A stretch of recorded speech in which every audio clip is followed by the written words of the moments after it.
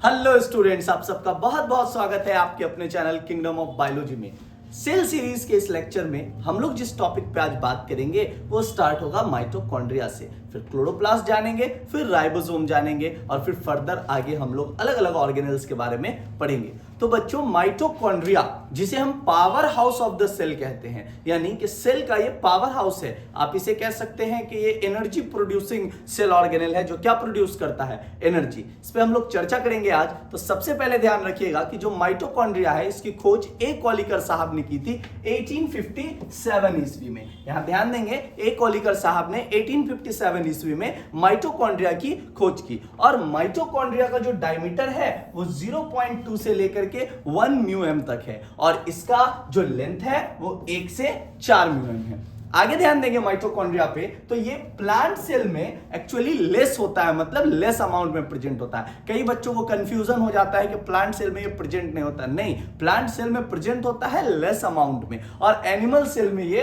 तो प्रेजेंट होता ही होता है। साथ ही साथ याद रखिएगा कि माइटोकॉन्ड्रिया, जितने भी माइटोकॉन्ड्रिया एक सेल में पाए जाएं, जरूरी नहीं है एक ही होगा, 2, 3, 4, 5, 6 जितने भी पाए जाएं इन सबको मिला के कहते हैं कॉन्ड्रियन। और जो नंबर ऑफ माइटोकॉन्ड्रिया है सर मतलब कि आप सेल में किस तरीके से जानिएगा कि कौन से सेल में कितना नंबर ऑफ माइटोकॉन्ड्रिया होगा। तो जो सबसे ज्यादा बिजी और एक्टिव सेल होगा, या कहिए जिस सेल को एनर्जी ज्यादा प्रोड्यूस करने की जरूरत पड़ेगी, वहां सबसे ज्यादा माइटोकॉन्ड्रिया होगा। यहां लिख रखे हैं हम कि मैक्सिमम नंबर ऑफ माइटोकॉन्ड्रिया पाया जाएगा फ्लाइट मसल्स ऑफ बर्ड में। चिड़िया जो उड़ती है ना, उस मसल्स को लगातार मूव करते रहना पड़ता है, एनर्जी प्रोड्यूस करना पड़ता है। तो उस सेल में, यानी कि मसल्स के सेल्स में सबसे ज्यादा क्या होगा, माइटोकॉन्ड्रिया प्रेजेंट होगा, ताकि वो फटाफट क्या बना पाए, एटीपी बना पाए। इससे पहले भी आपने माइटोकॉन्ड्रिया के बारे में क्लास 9th में सेल चैप्टर में जरूर पढ़ा होगा। चलिए आगे अगर हम ध्यान देंगे तो ये सबसे ज्यादा बिजी और साथ ही साथ सबसे ज्यादा एक्टिव सेल ऑर्गेनल है। लॉजिकल बात है कि जो सबसे ज्यादा बिजी होगा वो सबसे ज्यादा क्या होगा, एक्टिव, है ना। जिसको कोई काम नहीं है, कुड़िया आदमी है, उसको क्या ही लेना देना है, वो सोया रहेगा, पड़ा रहेगा, कोई काम नहीं करेगा। बट माइटोकॉन्ड्रिया एक बिजी और साथ ही साथ एक्टिव सेल ऑर्गेनल है। आगे अगर आप ध्यान दीजिएगा तो इसके बहुत सारे नाम हैं जिनसे इसको लोग जानते हैं, या स्टूडेंट्स बहुत सारे नामों से जानते हैं, जैसे power house of the cell. सबसे पहले कि ये क्या प्रोड्यूस करता है, एनर्जी प्रोड्यूस करता है ना। आपने एरोबिक रेस्पिरेशन, वायवीय श्वसन पढ़ा होगा, जहां ऑक्सीजन के प्रेजेंट में ग्लूकोज टूटता है और एनर्जी रिलीज करता है। तो ये प्रक्रिया माइटोकॉन्ड्रिया के अंदर, माइटोकॉन्ड्रिया ही एनर्जी रिलीज करता है बच्चों। आगे ध्यान दीजिएगा तो साथ ही साथ इसको एटीपी मिल कहते हैं। क्यों कहते हैं, जाहिर सी बात है, आप जहां आटा पिसवाने जाते हो उसे क्या कहते हैं हम लोग, आटा का मिल, है ना। उसी तरीके से यहां एटीपी बनता है तो इसे क्या कहोगे, एटीपी का मिल। साथ ही साथ इसे हम एक और नाम से जानते हैं, cell within cell, cell के अंदर एक छोटा सा और सेल।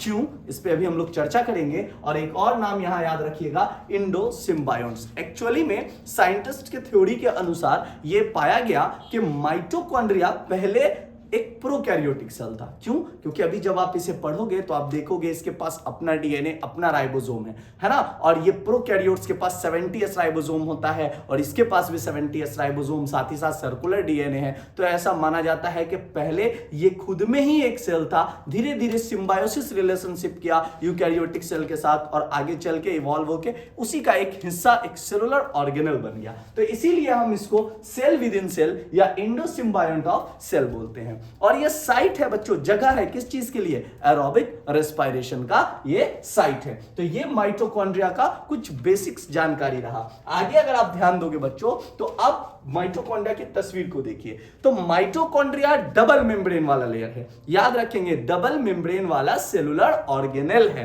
कितना मेम्ब्रेन वाला, डबल मेम्ब्रेन वाला, एक आउटर और एक इनर। और आउटर और इनर के बीच में जो खाली जगह होगी ना बच्चों, इसे हम कहेंगे पेरी माइटोकॉन्ड्रियल स्पेस। कौन सा स्पेस, पेरी माइटोकॉन्ड्रियल स्पेस। तो दो मेम्ब्रेन हो गए, साथ ही साथ दो चैम्बर हो गए, एक बाहर वाला आउटर चैम्बर और अंदर वाला बच्चों इनर चैम्बर। यहां तुम ध्यान दोगे, अगर आप ध्यान से देखोगे तो ये जो चैम्बर है ये आउटर वाला हुआ और ये जो चैम्बर है ये इनर वाला हुआ। साथ ही साथ आप ध्यान दीजिए तो इसका इनर मेम्ब्रेन जो है, ये मेम्ब्रेन अंदर की तरफ मुड़ा हुआ है, इसे हम बोलते हैं क्रिस्टी। क्या बोलते हैं, क्रिस्टी।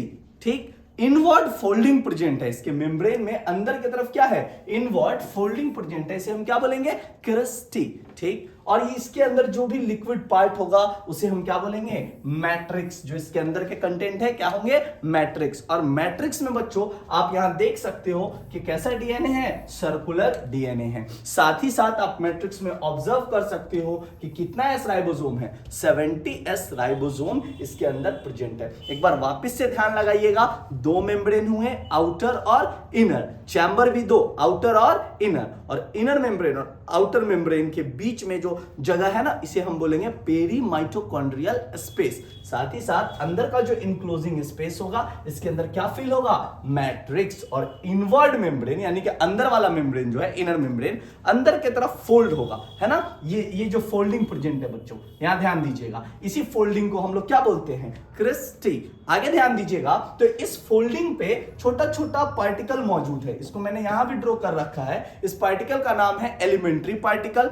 ऑक्सीजोम, या फिर इसी को हम लोग बोलते हैं F1 पार्टिकल, ठीक है, जो कि ऑक्सीडेटिव फॉस्फोराइलेशन में हेल्प करता है। आगे ध्यान दीजिएगा बच्चों, तो ये स्ट्रक्चर हो गया पूरा माइटोकॉन्ड्रिया का। एक फटाफट से रिकैप लगाइएगा कि इसके पास दो मेम्ब्रेन हुआ, आउटर मेम्ब्रेन और इनर मेम्ब्रेन, है ना। इनर मेम्ब्रेन अंदर की तरफ फोल्डेड है, जिसे हम बोलेंगे क्रिस्टी। साथ ही साथ इस पे ऑक्सीजोम या F1 पार्टिकल प्रेजेंट है, और इसके अंदर के कंटेंट को कहेंगे मैट्रिक्स, जो कि कंटेन करेगा एक सर्कुलर डीएनए भी रखेगा ये, है ना। तो इसके पास सर्कुलर डीएनए होगा, साथ ही साथ कितना एस राइबोसोम होगा, 70s। तो ये जो कैरेक्टरिस्टिक्स है, चाहे वो 70s राइबोसोम हो, चाहे वो सर्कुलर डीएनए हो, इसी के कारण ये बिल्कुल प्रोकैरियोट से रिजेंबल करता है, क्योंकि ये कैरेक्टरिस्टिक किसके हैं, प्रोकैरियोट्स के हैं। आगे ध्यान दीजिएगा, तो अगला जो अपना टॉपिक रहा, ये रहा इसके कंपोनेंट पे बात कर लीजिए। एक बार वापस से इसको ध्यान लगा लीजिएगा, जो कंपोनेंट मैंने तस्वीर में दिखाया। सबसे पहले मेम्ब्रेन कितना है, दो, आउटर और इनर। तो दो मेम्ब्रेन हो गए, एक आउटर हो गया और इनर। इनर वाले के पास अंदर की तरफ जो फोल्डिंग होगा बच्चों, इसे हम बोलेंगे क्रिस्टी। क्या बोलेंगे, क्रिस्टी। बार बार बोलिए, बोलने से ही ना याद होगा, तो आपको बार बार बोलना है ना। क्या बोले हैं, क्रिस्टी। साथ ही साथ जो अंदर वाला स्पेस होगा, यानी कि जो इनर मेम्ब्रेन इनक्लोज करेगा स्पेस को, उसे कहोगे आप मैट्रिक्स। क्या बोलोगे, मैट्रिक्स। आगे ध्यान दोगे तो इसमें चैम्बर भी कितने हो गए, दो, आउटर और इनर। यहां देख सकते हैं आउटर चैम्बर और इनर चैम्बर, जिसके बीच के स्पेस को आप कहोगे क्या, पेरी माइटोकॉन्ड्रियल स्पेस। यानी कि जो आउटर चैम्बर है और जो इनर चैम्बर है ना, तो आउटर चैम्बर जो है, आउटर मेम्ब्रेन और इनर मेम्ब्रेन के बीच में ये इस तरीके से, ये जो आउटर चैम्बर है, ठीक है, बाहर वाला, तो इसे हम कहेंगे peri mitochondrial space.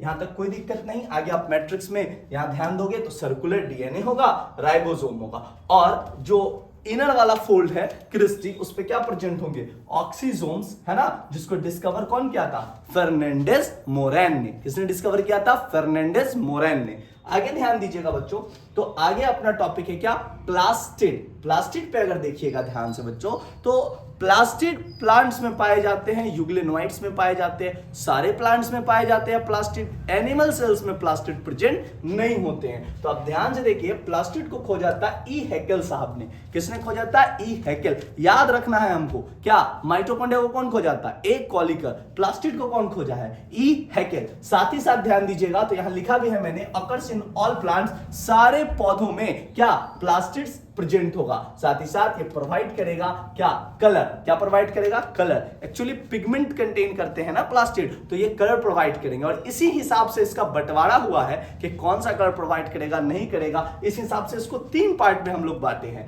Number 1 chromoplast, number 2 chloroplast, and number 3 is leucoplast. तो आइए इन तीनों पे एक एक करके बच्चों हम लोग समझते हैं। सबसे पहले आप ध्यान रखोगे, क्रोमोप्लास्ट, सी से कलर, सी से क्रोमो, याद रखिए। क्रोमोप्लास्ट क्या प्रोवाइड करेगा, कलर प्रोवाइड करेगा। साथ ही साथ ये कैसा सॉल्युबल है, फैट। यहां ध्यान लगाइएगा बच्चों, ये कैसा सॉल्युबल है, फैट सॉल्युबल है। साथ ही साथ ये कैरोटेनॉइड पिगमेंट और ज़ेंथोफिल्स वगैरह कलेक्ट करके रखेगा, या कहिए इसमें प्रेजेंट होंगे, ठीक है। और ये पेडिकार्प और पेटल में होता है प्लांट्स के, है ना। फिर से सुनिएगा, क्रोमोप्लास्ट कैसे सॉल्युबल है, फैट सॉल्युबल है, कैरोटेनॉइड और ज़ेंथोफिल्स पिगमेंट इसमें प्रेजेंट होते हैं, और मेनली काम क्या है, कलर प्रोवाइड करना। रेड, ऑरेंज और yellow colour mainly chilli provide करते हैं। साथ ही साथ अगर आप बात करोगे कि टमाटर जो लाल होते हैं, है ना, तो ये टमाटर लाल क्यों होते हैं? लाइकोपीन के कारण। या टमाटो या चिली जो रेड कलर होता है ये क्रोमोप्लास्ट में किसके कारण? लाइकोपीन के कारण होता है। और एक बात यहां ध्यान रखिएगा, फ्लावर के पेटल्स में जो पंखुड़ी होती है ना, वहां भी कलर होते हैं, है ना, तो वहां जो कलर होते हैं क्रोमोप्लास्ट के अलावा वहां वाटर सॉल्युबल पिगमेंट भी प्रेजेंट है, जैसे एंथ्रोकाइनिन। याद रखिएगा ये बात, है ना। आगे ध्यान दीजिए, अगला अपना टॉपिक क्या बोला? क्लोरोप्लास्ट। तो क्लोरोप्लास्ट कलर प्रोवाइड करेगा ये भी, लेकिन कौन सा? सिर्फ और सिर्फ ग्रीन। याद रखिएगा, क्रोमोप्लास्ट ग्रीन कलर नहीं प्रोवाइड करता है, ठीक है। क्लोरोप्लास्ट प्रोवाइड करता है ग्रीन कलर क्योंकि इसमें खास तरीके का पिगमेंट है जिसका नाम है क्लोरोफिल। तो भाई साहब क्या यहां होगा क्रोमोप्लास्ट में क्लोरोफिल? हो भी सकता है, नहीं भी, बट बहुत लेस अमाउंट में। मेनली प्रेजेंट होगा कहां? क्लोरोप्लास्ट में क्लोरोफिल प्रेजेंट होगा जो कि ग्रीन कलर प्रोवाइड करेगा, क्योंकि ग्रीन कलर का पिगमेंट है। यहां लिखा भी है मैंने कि क्या होता है? क्लोरोफिल और केराटिनॉइड पिगमेंट भी होता है जो कि फोटोसिंथेसिस के लिए नेसेसरी है, यानी प्रकाश संश्लेषण के लिए जरूरी है, ठीक है। क्लोरोफिल ट्रैप करता है, पकड़ता है किसको? सनलाइट को, ठीक है, और ये ग्रीन कलर प्रोवाइड करेगा। आगे अगर आप ध्यान दोगे तो तीसरा जो अपना टाइप है उसका नाम है लीकोप्लास्ट। तो भैया क्रोमोप्लास्ट कलर प्रोवाइड किया ग्रीन कलर को छोड़ करके, क्लोरोप्लास्ट ग्रीन कलर प्रोवाइड किया, और लीकोप्लास्ट कलरलेस प्लास्टिड है, ये कोई भी कलर प्रोवाइड नहीं करता है। इसका काम है बेटा स्टोरेज का, ये चीजों को क्या करेगा? स्टोर करके रखेगा। तो यहां ध्यान दीजिएगा, मैंने लिख रखा है कि ये क्या करते हैं? स्टोर करते हैं किसको? न्यूट्रिएंट को। साथ ही साथ पिगमेंट और जो लैमिलर स्ट्रक्चर है ये एब्सेंट होंगे लीकोप्लास्ट में। आइए बच्चों, आगे अगर हम ध्यान देंगे तो यहां मैंने तस्वीर भी ड्रॉ कर रखा होगा क्लोरोप्लास्ट का। अब ध्यान दोगे बेटा, तो लीकोप्लास्ट पे पहले हम लोग बात खत्म कर लेते हैं। तो जो लीकोप्लास्ट है ना अपना, इसको भी फर्दर स्टोरेज के बेसिस पे कि क्या स्टोर करके रखा, प्लांट में स्टोर तो किया, जमा तो किया, क्या स्टोर किया, तो इस बेसिस पे भी इसका बंटवारा हुआ। जैसे एमाइलोप्लास्ट, जैसे एलियोप्लास्ट, जैसे एल्यूरोप्लास्ट। क्या है ये तीनों? आइए, अमाइलोप्लास्ट क्या स्टोर करेगा? कार्बोहाइड्रेट। क्या स्टोर करेगा? कार्बोहाइड्रेट। एलियोप्लास्ट क्या स्टोर करेगा? Oil and fat. और लास्टली क्या बोला है मैंने? एल्यूरोप्लास्ट, तो ये बेटा स्टोर करेगा किसको? प्रोटीन को, है ना। और प्लास्टिड इंटरकन्वर्सिबल है क्योंकि इनकी जेनेटिक मटेरियल क्या है? सेम, मतलब एक दूसरे में कन्वर्ट हो सकते हैं क्योंकि इनके जेनेटिक मटेरियल कैसे हैं बेटा? Same to same. तो यहां आप ध्यान रखोगे, इससे पहले कि मैं क्लोरोप्लास्ट का स्ट्रक्चर को फर्दर डिस्कस करूं, आप ध्यान रखोगे क्या कि जो अपना प्लास्टिड है ना, ये कलर प्रोवाइड करेगा, पिगमेंट्स कंटेन करेगा, और पिगमेंट्स के बेसिस पे ही इसमें बंटवारा कर दिया। कितने टाइप में? 3 टाइप में। पहला chromoplast, C for chromo, C for colour, क्या प्रोवाइड करेगा?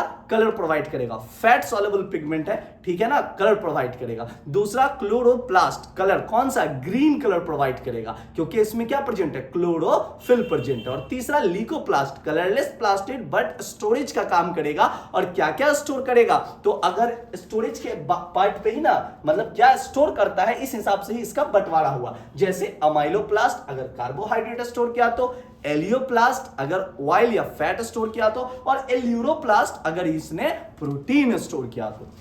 बच्चों आगे ध्यान दीजिएगा, तो यहां मैंने क्लोरोप्लास्ट का भी एक स्ट्रक्चर ड्रॉ कर रखा है, और ये समझिए माइटोकॉन्ड्रिया का चचेरा भाई है। जैसा आपका है ना चचेरा भाई, चाचा का बेटा, वैसे ही ये बेचारा चचेरा भाई है। क्यों? क्योंकि इसको भी हम इंडो सिम्बायोंट वाला थ्योरी अप्लाई करेंगे। इसके पास भी अपना सर्कुलर डीएनए है, इसके पास भी अपना खुद का राइबोसोम है। कितना है? 70s। याद रखना है कितना है? 70s। और क्योंकि इन दोनों के पास अपना ये सारी चीजें प्रेजेंट है, चाहे डीएनए हो चाहे राइबोसोम हो, इसीलिए इन दोनों को हम लोग सेमी ऑटोनोमस सेल ऑर्गेनेल भी कहते हैं। तो आप जब सवाल बनाओगे पीवाईक्यूज तो वहां मिलेगा which of the following cell organelles are semi autonomous cell organelle? कौन कौन? माइटोकॉन्ड्रिया और क्लोरोप्लास्ट। तो स्ट्रक्चर पे ध्यान देंगे बेटा, इसके पास भी 2 मेम्ब्रेन हुए। कितने मेम्ब्रेन हुए? 2।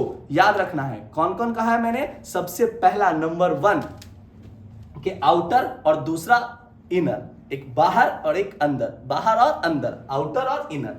इनर वाला जो मेम्ब्रेन है ये जिस स्पेस को घेर के रखेगा, तो वहां माइटोकॉन्ड्रिया में हम पढ़े थे, याद रखिएगा, एम से माइटोकॉन्ड्रिया, एम से मैट्रिक्स, है ना। बट यहां जो अंदर कंटेंट है, जिस स्टोर मतलब जिसको घेर के रखा है ना इनर मेम्ब्रेन, इसको आप कहोगे बेटा स्ट्रोमा। क्या कहोगे? स्ट्रोमा। ध्यान दोगे तो स्ट्रोमा में लैमेलर स्ट्रक्चर्स भी प्रेजेंट है। अगर आप ये ध्यान दीजिएगा तो इस तरीके से सिक्का के जैसा स्ट्रक्चर प्रेजेंट है ना, इस तरीके से। इसको हम लोग कहते हैं थैलेक्वाइड। क्या कहेंगे? थैलेक्वाइड। इसी के कहिए वॉल पे, इसके अंदर का जो स्पेस है उसको कह देंगे ल्यूमेन, और इसी के ये वॉल पे या कहो सरफेस पे प्रेजेंट होगा अपना क्या?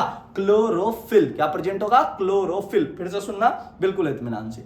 क्लोरोप्लास्ट के दो मेम्ब्रेन हुए, एक आउटर एक इनर। तो इनर वाला जितने कंपोनेंट को अपने अंदर रखेगा, जो लिक्विड फील्ड है इसके अंदर, जो कहिए जो कंटेंट फील्ड है, उसको कहेंगे हम लोग स्ट्रोमा। और स्ट्रोमा के अगर कंपोनेंट की बात करोगे तो इसमें जो लैमेलर स्ट्रक्चर्स आपको नजर आ रहे हैं, ये देखिए तो सिक्का के जैसा ये स्ट्रक्चर है। इसके अंदर जो स्पेस, ये स्पेस जो घिरा हुआ है, इसे हम कहेंगे ल्यूमेन। और ये जो घेर रहा है थैलेक्वाइड कहेंगे इसको हम। और इसी के सरफेस पे थैलेक्वाइड के ही, एक सेकंड बेटा, थैलेक्वाइड के ही सरफेस पे हमारा क्या प्रेजेंट होगा? क्लोरोफिल। क्या प्रेजेंट होगा? क्लोरोफिल। अच्छा, ये सिक्का के जैसा जो स्टैक बना रहा है, इसे ही हम ग्रानम भी कहते हैं। आगे ध्यान से सुनिएगा। तो इसके अलावा यहाँ लिपिड ड्रॉपलेट्स कुछ प्रेजेंट होंगे, साथ ही साथ राइबोसोम मैंने पहले ही बता दिया कितना है, 70S। और सर्कुलर डीएनए। कैसा डीएनए होगा? सर्कुलर, है ना बेटा। आगे सुनो, अब ध्यान दो। अगला टॉपिक है अपना राइबोसोम। प्रोटीन फैक्ट्री कहते हैं इसको। प्रोटीन बनाता है ये। क्या बनाता है? याद रखिएगा, प्रोटीन। आइए बात करते हैं इस पे। तो ये एक ग्रैनुलर स्ट्रक्चर है, कंकड़ के जैसा, दाना के जैसा स्ट्रक्चर, ग्रैनुलर स्ट्रक्चर है सेल के अंदर। मेम्ब्रेन लेस होता है, इस पे कोई भी मेम्ब्रेन प्रेजेंट नहीं होता। तो आप ध्यान देख सकते हो, यहां मैंने लिखा है ग्रैनुलर स्ट्रक्चर, साथ ही साथ ये कैसा होता है? मेम्ब्रेन लेस, यानी कि इसमें मेम्ब्रेन नहीं होता है। जॉर्ज पैलेडे साहब ने इसे सबसे पहले ऑब्जर्व किया था 1953 में। याद रखिएगा, साल 1953 में जॉर्ज पैलेडे साहब ने किसको ऑब्जर्व किया था? राइबोसोम को। तो ध्यान दीजिएगा कि ये ग्रैनुलर स्ट्रक्चर है, साथ ही साथ कैसा है? Membrane less. और सेल में सबसे छोटा सेल ऑर्गेनेल भी कौन है? राइबोसोम। तो स्मॉलेस्ट सेल ऑर्गेनेल है। आगे ध्यान दीजिएगा, तो यहां मैंने लिखा भी है absent in mammalian RBC. Mammals के आरबीसी में ये प्रेजेंट नहीं होता है, स्तनधारी जीव में, है ना, कि मैच्योर आरबीसी में राइबोसोम प्रेजेंट नहीं होते हैं। और इसकी जिसका जो कंपोजिशन है, कहो ये जो बना हुआ है बेटा, ये बना है आरएनए और प्रोटीन से। किससे बना है? आरएनए। अब पूछोगे कौन सा आरएनए? तो आरआरएनए, राइबोसोमल आरएनए। तीन तरीके के आरएनए होंगे, एक आरआरएनए, एक एमआरएनए, एक टीआरएनए। तो ये बना हुआ किससे? आरआरएनए, यानी कि राइबोसोमल आरएनए, और उसके साथ ही साथ प्रोटीन से मिलकर के कौन बनता है? राइबोसोम। एक बार वापस से इसे ध्यान से देख लीजिए। एक ग्रैनुलर स्ट्रक्चर है राइबोसोम, और क्या किसने ऑब्जर्व किया था? जॉर्ज पैलेडे साहब ने 1953 में। साथ ही साथ कैसा है? Membrane less. कैसा है? Membrane less. और सबसे छोटा सेल ऑर्गेनेल है, प्रोटीन फैक्ट्री है सेल का, और साथ ही साथ क्या बोले? मैच्योर मेमेलियन आरबीसी में एब्सेंट होता है ना, राइबोसोम। और बना हुआ होता है किससे किससे? तो आरआरएनए, राइबोसोमल आरएनए, साथ ही साथ प्रोटीन से। आगे ध्यान दीजिएगा बेटा। तो आगे सुनिए, आगे कहा है क्या? इसके टाइप्स। तो इसको दो टाइप में बांटा गया बेसिकली। एक कहा गया जो प्रोकैरियोट्स में होंगे, और एक कहा गया जो यूकैरियोट्स में होंगे। आइए समझते हैं। कहा 70S और 80S, इसके जो सब यूनिट्स भी पे भी हम लोग बात करेंगे। पहले इसका टाइप समझिए। 70S और 80S बोला, दो तरीके के राइबोसोम होंगे। तो जो 70S है ना बेटा, उसको लिख देते हैं क्या? प्रोकैरियोटिक राइबोसोम, क्योंकि ये बेसिकली प्रोकैरियोट्स में पाए जाते हैं। बट सर, अभी हमने पढ़ा है कि माइटोकॉन्ड्रिया के अंदर भी होता है और प्लास्टिड के अंदर भी होता है, और ये दोनों ही सेल ऑर्गेनेल यूकैरियोट्स में प्रेजेंट होते हैं जी। तो यूकैरियोटिक सेल में भी 70S होगा, बिल्कुल। कहां प्रेजेंट होगा? मैट्रिक्स और स्ट्रोमा में, यानी माइटोकॉन्ड्रिया के अंदर, और प्लास्टिड में, क्लोरोप्लास्ट के अंदर। तो यहां ध्यान दीजिएगा, लिखा भी है मैंने कि ये प्रेजेंट होगा प्रोकैरियोट्स में, और साथ ही साथ किसमें? माइटोकॉन्ड्रिया और क्लोरोप्लास्ट में। किसके? यूकैरियोट्स के, है ना बेटा। यहां समझ में आया। दूसरा टाइप देखो इसका, तो है 80S। ये सिर्फ यूकैरियोट्स में होंगे, है ना। अब ये जो S है, ये डेंसिटी नापने के लिए यूज होता है। जब तुम शर्ट मीटर में नापोगे ना, वैसे ही, है ना। Svedberg unit of sedimentation coefficient. क्या? Svedberg unit of sedimentation coefficient के रूप में।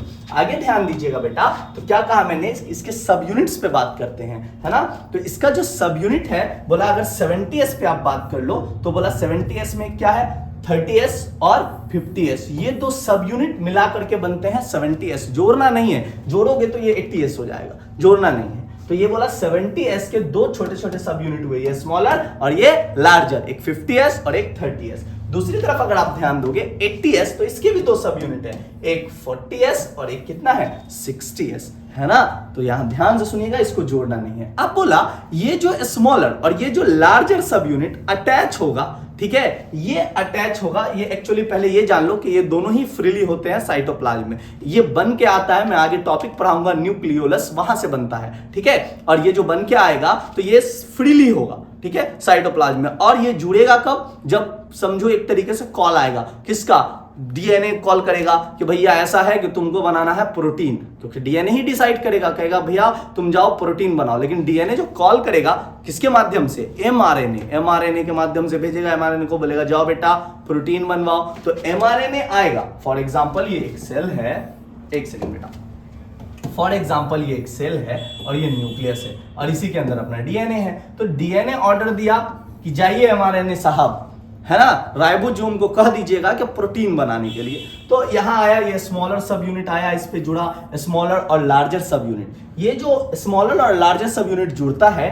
ये जुड़ता है मैग्नीशियम आयन के कारण, ठीक है, याद रखिएगा, मैग्नीशियम के आयन के कारण ये अटैच होता है। और किस पे अटैच होगा ये बेटा, mRNA पे, है ना। साथ ही साथ जब आप ट्रांसलेशन का प्रोसेस पढ़ोगे, यानी कि किससे, आरएनए से प्रोटीन बनने की प्रक्रिया, तो वहां भी बहुत डिटेल में इस चीज को जानना है। तो ये अपना एमआरएनए है, ये राइबोसोम का मान लीजिए स्मॉलर और ये लार्जर सब यूनिट है ना। इसी लार्जर सब यूनिट में एक एंजाइम भी प्रेजेंट होता है जिसका नाम है बेटा पेप्टिडाइल ट्रांसफेरेज, जो कि पॉलीपेप्टाइड चेन के सिंथेसिस में या कहीं फॉर्मेशन में हेल्प करता है, यानी कि प्रोटीन बनाने में हेल्प करता है। फॉर एग्जांपल आप समझ लो कि यहाँ पे क्या है बेटा, टीआरएनए, है ना। तो ये टीआरएनए आके लार्जर वाले सब यूनिट से अटैच होगा। तो ये हो गया एमआरएनए, राइबोसोम बना ही है आरआरएनए से, और यहाँ पे टीआरएनए भी आके अटैच होगा। ये सब मिलकर के प्रोटीन बनाएंगे फटाफट से। तो चलो यहाँ ध्यान दो। तो बोला क्या कि ये स्मॉलर और ये लार्जर सब यूनिट Mg2+ मैग्नीशियम आयन के हेल्प से जुड़ गया, किस पे, mRNA पे। इस तरीके का एक स्ट्रक्चर बना, इसे ही हम कहते हैं बेटा पोलिसोम या इर्गोसोम या पॉलीराइबोसोम। ध्यान से सुनिएगा, पोलिसोम, इर्गोसोम या पॉलीराइबोसोम। और इसका काम होगा प्रोटीन बनवाना, यानी कि प्रोटीन सिंथेसिस करना, है ना। तो आज के लिए बस इतना ही। अगले लेक्चर में हम लोग इसके आगे फर्दर टॉपिक्स को कवर करेंगे और संभवतः इस वाले पूरे सीरीज का एंड करेंगे, है ना। वीडियो पसंद आया हो तो जरूर लाइक करें, चैनल को सब्सक्राइब करें, दोस्तों के साथ शेयर करें। बहुत बहुत धन्यवाद।